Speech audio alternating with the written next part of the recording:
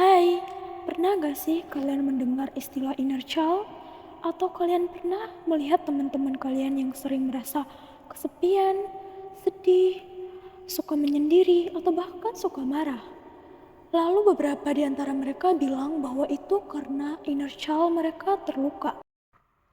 Sebenarnya inner child itu apa sih? Inner child dapat didefinisikan menjadi dua bagian, yaitu secara harfiah dan secara istilah.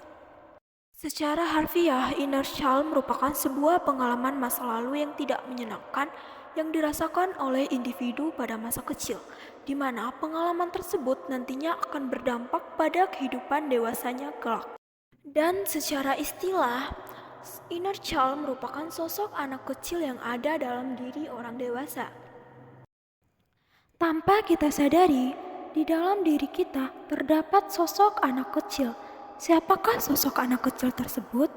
Sosok anak kecil tersebut merupakan diri kita sendiri yang terbentuk dari berbagai pengalaman pada masa lalu atau lebih tepatnya pada usia 0 sampai 7 tahun, di mana pada usia tersebut semua informasi masuk tanpa dicerna dan langsung menjadi memori. Oleh karena itu, penting bagi kita untuk mengenal sosok inner child yang ada dalam diri kita. Karena sosok inner child inilah yang akan menentukan kehidupan dewasa kita kelak. Di mana 80% kehidupan dewasa kita dikontrol oleh pikiran bawah sadar. Sementara pikiran bawah sadar kita dicetak pada saat usia kita 0 sampai 7 tahun, yaitu pada saat memori terbentuk. Contohnya, ketika semasa kecil seseorang melihat pengalaman orang tuanya yang sering bertengkar, maka ketika dewasa ia akan menjadi pribadi yang cenderung tertutup, tidak mudah percaya kepada orang lain, serta gampang merasa kesepian. Tindakan tersebut sebenarnya merupakan bentuk pertahanan diri dari pengaruh negatif di lingkungan sekitar. Tak hanya itu, kita juga perlu menyadari bahwa apakah inner child kita terluka atau tidak.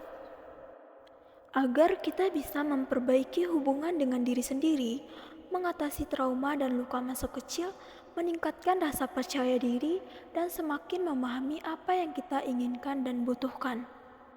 Terdapat beberapa tanda untuk mengetahui inner child kita terluka atau tidak.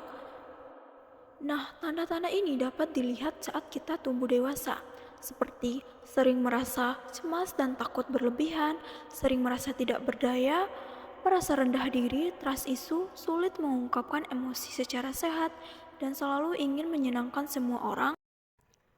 Jika kamu merasakan tanda-tanda tersebut di dalam dirimu, maka kemungkinan besar inner child-mu terluka.